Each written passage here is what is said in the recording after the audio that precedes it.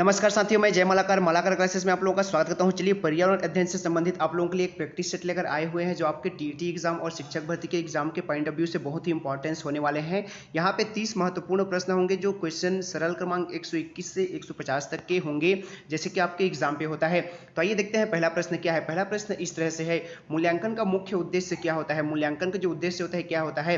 अनुशासन बनाए रखना, केवल परीक्षा करवाना, केवल प्रश्न पत्र बनवाना या फिर अधिगमकर्ता की उपलब्धि जानना एवं सुधार लेना। तो इसका जो सही आंसर हो जाएगा वो ऑप्शन 4 हो जाएगा। ऑप्शन 4 बिल्कुल सही आंसर हो जाएगा। 121 का चौथा, अधिगमकर्ता की उपलब्धि जानना एवं सुधार लाना, यही उसका सही आंसर है।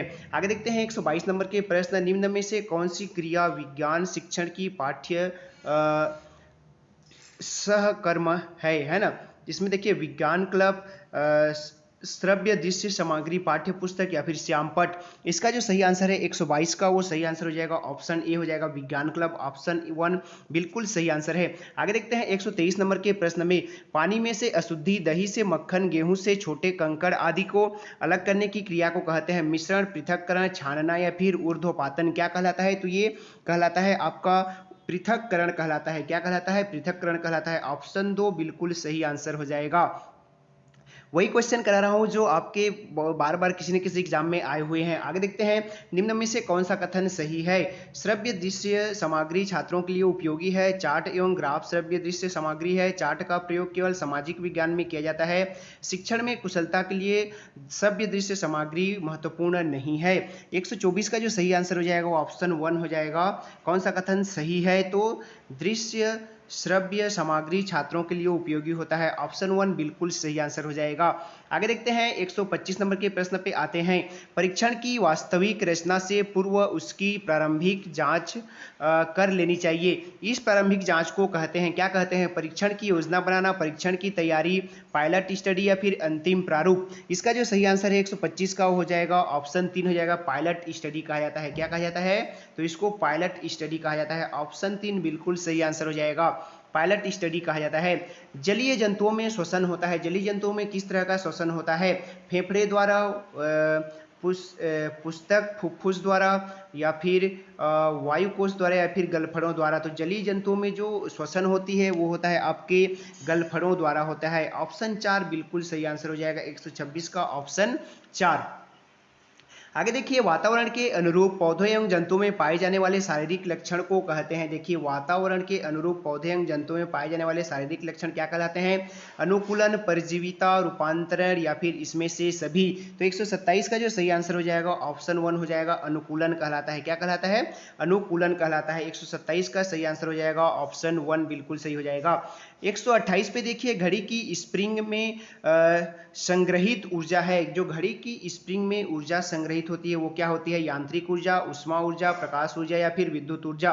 तो सही आंसर जो है वो ऑप्शन 1 हो जाएगा, यांत्रिक ऊर्जा कहलाता है। 128 का जो सही आंसर है ऑप्शन 1 हो जाएगा। 129 पे आते हैं, पानी के पीने में रोगाणु नाशक डालते हैं ना। पीने वाले पानी में रोगाणु नाशक क्या डाला जाता है? पोटेशियम परमैंगनेट तथा क्लोरीन, पोटेशियम क्लोराइड तथा क्लोरीन, सोडियम क्लोराइड तथा ऑक्सीजन, पोटेशियम सल्फाइड तथा क्लोरीन। इसका जो सही आंसर है हो जाएगा ऑप्शन 1 हो जाएगा। पोटेशियम परमैंगनेट तथा क्लोरीन डाला जाता है। क्लोरीन की गोली डाला जाता है। ठीक है, क्लोरीन की गोली डाला जाता है या फिर पोटेशियम परमैंगनेट डाला जाता है, याद रखिएगा। आगे देखते हैं 130 नंबर के प्रश्न, निम्न को सावधानी से देखिए। यहाँ जो चित्र दिया हुआ है इसको देखिए। उसके बाद उपरोक्त यातायात संकेत का अर्थ है। यातायात संकेत भी पूछेगा आप लोगों को कि इस तरह से जो संकेत दिया हुआ है वो क्या चीज है करके। ठीक है,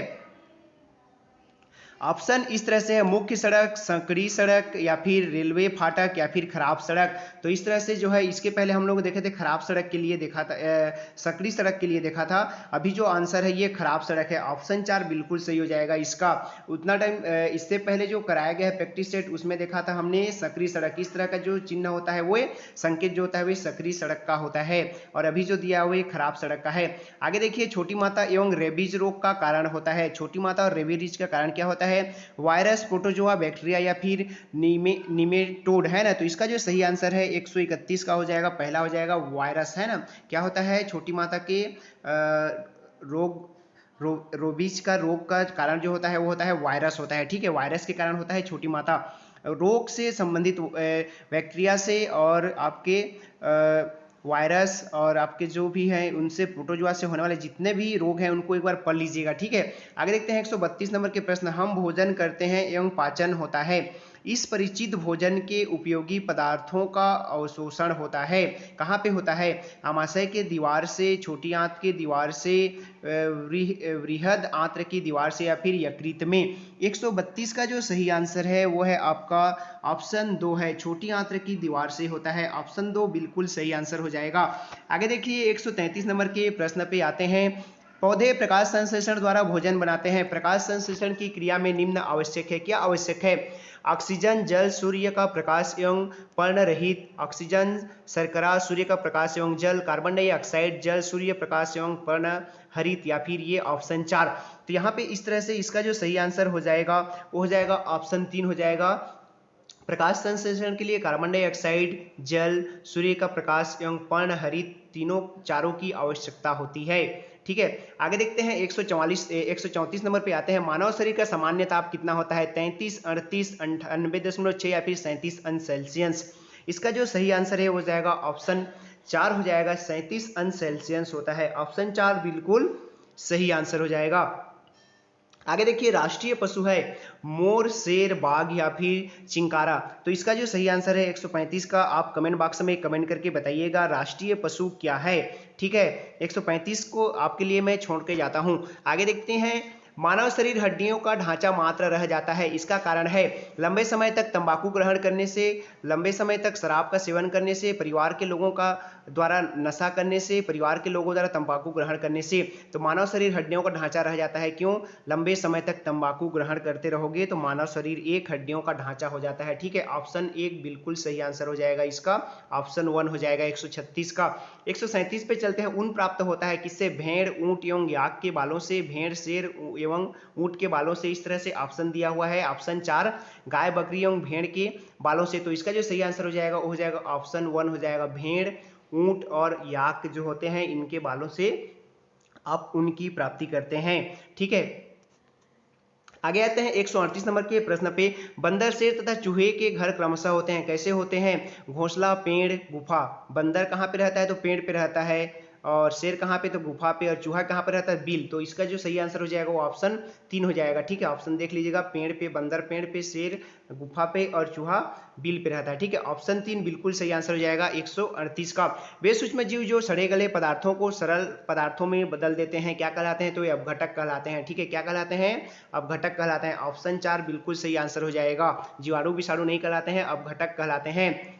टिश्यू कल्चर का अध्ययन किसके लिए उपयोगी है? जो टिश्यू कल्चर का अध्ययन होता है वो किसके लिए उपयोगी होता है? तो उसके लिए ये होता है, आपको बोले टिश्यू बोला है मतलब ये अनुवांशिकी के लिए होता है, किसके लिए होता है? अनुवांशिकी के लिए। ऑप्शन 4 बिल्कुल सही आंसर हो जाएगा। आगे देखिए, बच्चे का लिंग निर्धारण होता है किसके? पिता के गुणसूत्र से, माता के गुणसूत्र से, माता पिता दोनों के, या फिर किसी के द्वारा नहीं होता है। तो ये इसका जो सही आंसर ये पिता के गुणसूत्र से होता है। बच्चे के लिंग का निर्धारण पिता के गुणसूत्र से होता है, एक्स है तो लड़की, वाई है तो लड़का, ऐसा पढ़े होंगे आप लोगों ने साइंस पे। आगे बढ़ते हैं 142 नंबर के प्रश्न पे आते हैं, त्वचा का मुख्य संघटक कौन सा है? कोलेजन, बहुलक, कार्बोहाइड्रेट या फिर न्यूक्लिक अम्ल। तो जो सही आंसर है वो है ऑप्शन 2 है, बहुलक होता है, ऑप्शन 2 बिल्कुल सही आंसर हो जाएगा। सोते समय रक्तदाब में क्या परिवर्तन होता है? रक्त बढ़ता है, घटता है, पहले घटता है फिर बढ़ता है, पहले जैसे ही रहता है। तो इसका जो सही आंसर है वो हो जाएगा घटता है। सोते समय रक्तदाब घटता है, देखोगे आप जब सो गए रहोगे और उठोगे तो बहुत ज्यादा गर्मी लगती है, क्यों? तो रक्तदाब घट जाने के कारण। श्वेत रक्त कणिकाओं का प्रमुख कार्य है रक्त को शुद्ध करना, शरीर के विभिन्न अंगों तक खाद्य सामग्री पहुंचाना, रोगों से रक्षा करना, या फिर इसमें से कोई नहीं। तो इसका जो सही आंसर है, श्वेत रक्त कणिकाएं क्या करते हैं? रोगों से रक्षा करते हैं, ठीक है।